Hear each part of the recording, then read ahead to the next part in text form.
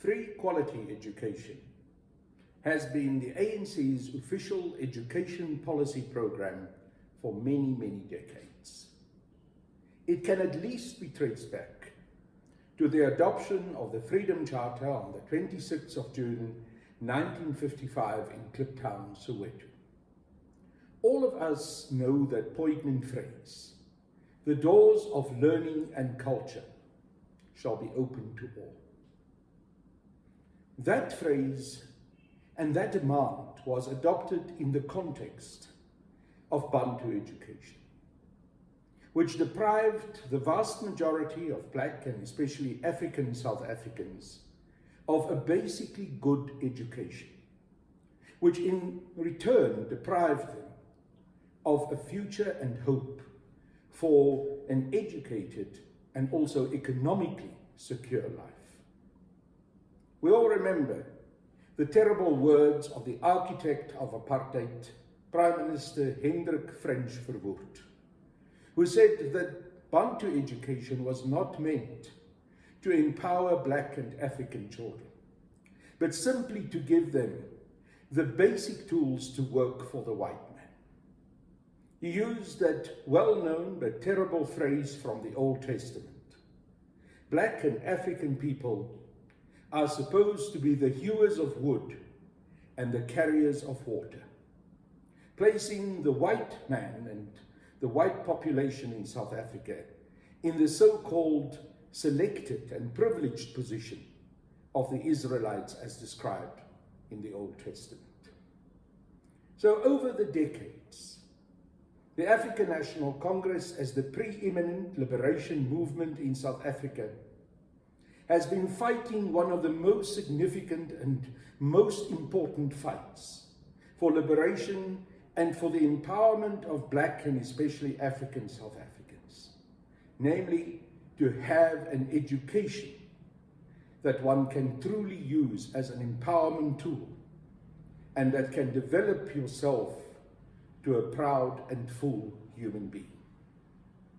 It was in that context that on the 27th of April 1994, South Africans in the first democratic elections voted for the African National Congress and knew that they were also voting for free quality education.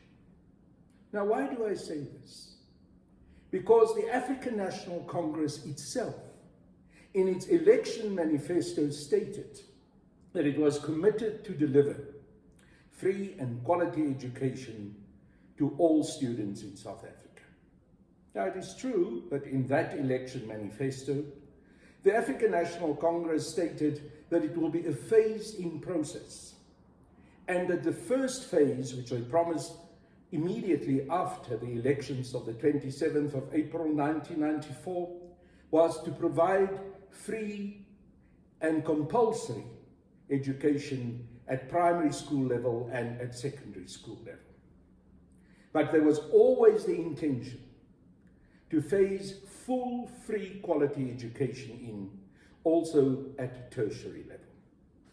So in 1994, the ANC all over South Africa had posters on the lampposts, in the townships, in the cities, in the villages, stating that the African National Congress stands for free quality education. I know that because in the run-up to that election, I was in charge, I was the head of the ANC's media liaison unit. As such, I was part of the design team that decided on the posters that we were going to use for the election campaign. And one of the posters that I signed off, and which I will attach to this video, was a poster stating that if you vote for the African National Congress, you vote for free and quality education. With all the beautiful gold, green and black colors of the ANC adorning that commitment all over South Africa. Now that is the context in which one has to be angry and sad that in this year of 2021, students throughout our country were once again faced with an uncertain future, where many of them were not allowed to register because of outstanding student debt and because there's general problems that education funding in South Africa continues to perpetuate and continues to be confronted with. It cannot be that 27 years after we made that promise to the people of South Africa and in every other election campaign since that we made that problem, students now this year once again were faced with a traumatic experience of seeing their education prospects crumbling in front of their eyes, fearing that they will not be able to register, knowing that all the sacrifices that they and their families have made in pursuit of education, which is seen in so many communities as the key to a better future, was again in jeopardy. It happens every year. And this cannot be allowed to continue to happen. It cannot be that despite an official policy position of the African National Congress, despite a promise that had been repeated at every election during every election campaign, students have to throw literally their bodies on the line to fight for their education and their futures.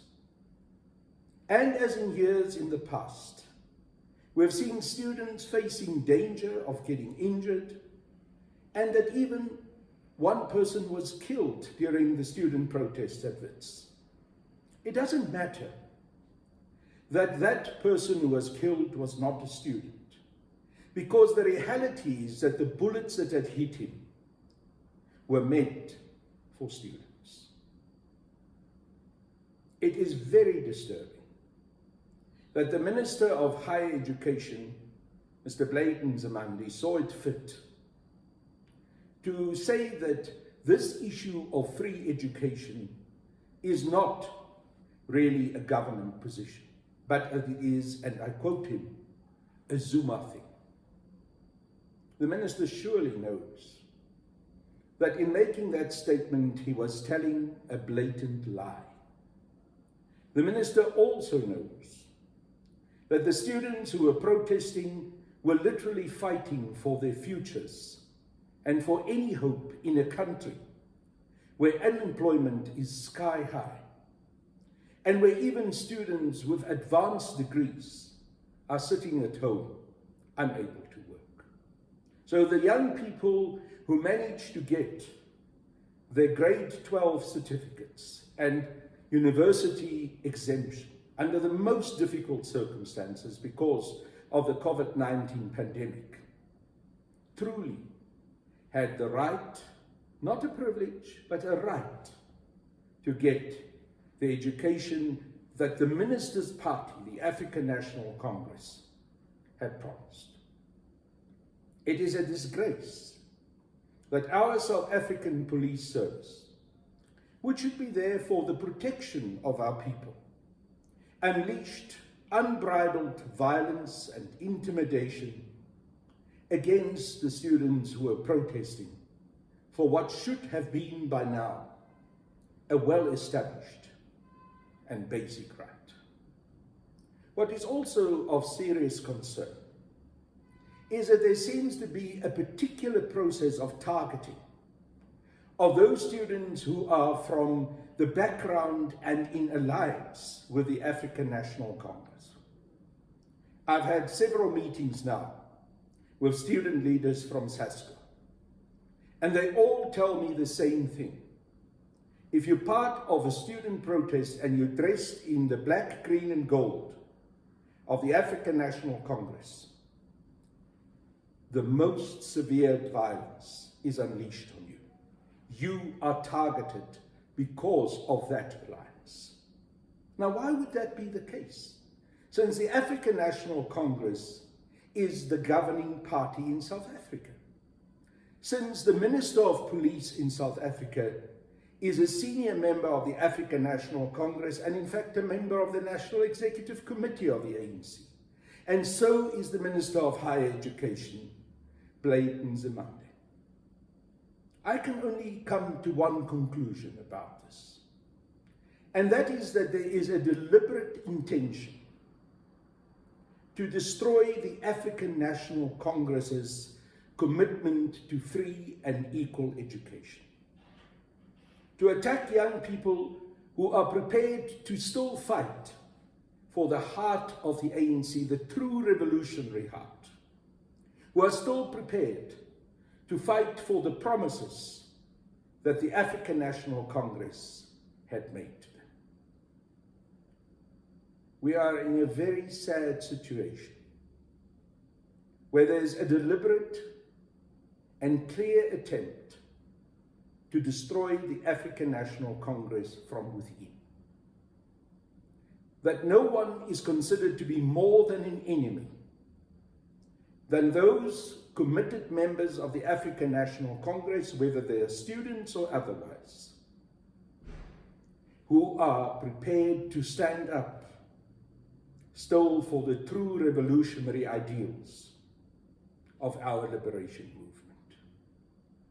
What we see now is that the most vicious treatment is targeted and dished out by ANC members and by ANC-controlled government structures against other ANC members, just because those ANC members still believe in the liberation ideals of the ANC and take seriously the promises that are made in our policy documents and in our election manifestos.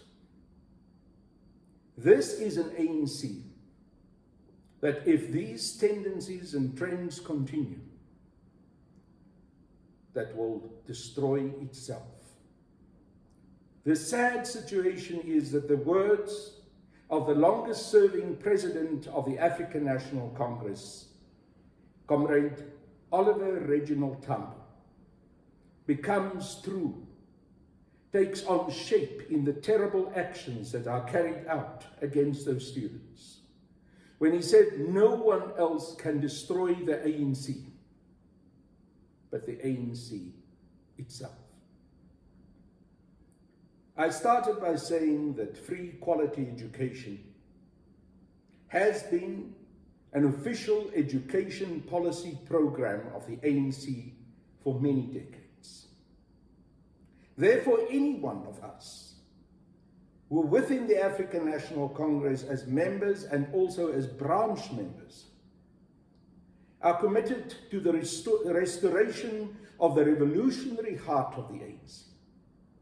There's no other option for us but to support the students' demand that fees must fall and that now finally free and quality education has to be introduced to them, not only as a kind of emergency measure of redirecting funds within this budget here of the Department of Higher Education, but as a right that will be fulfilled and will be maintained for all the many years to come.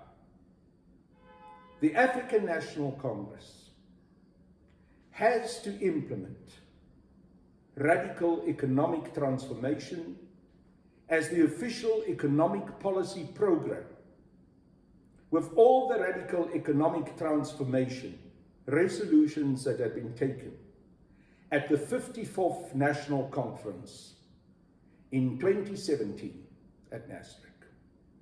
Underlying the implementation of those radical economic transformation program resolutions has to be quality and free education.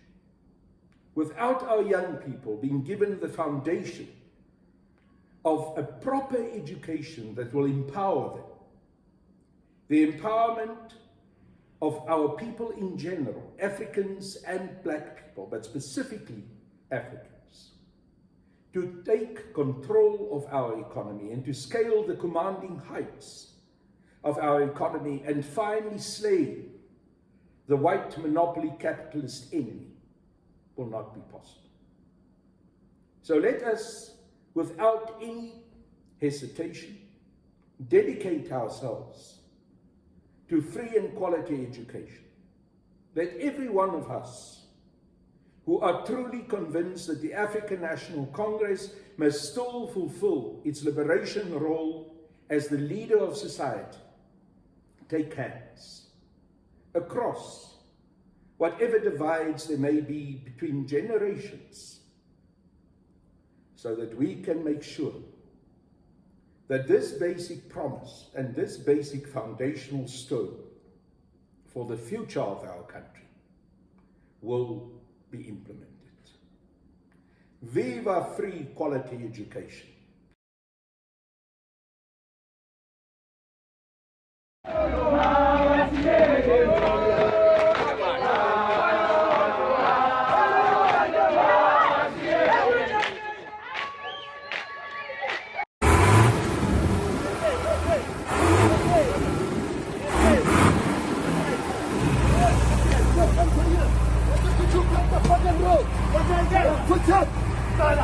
Fuck!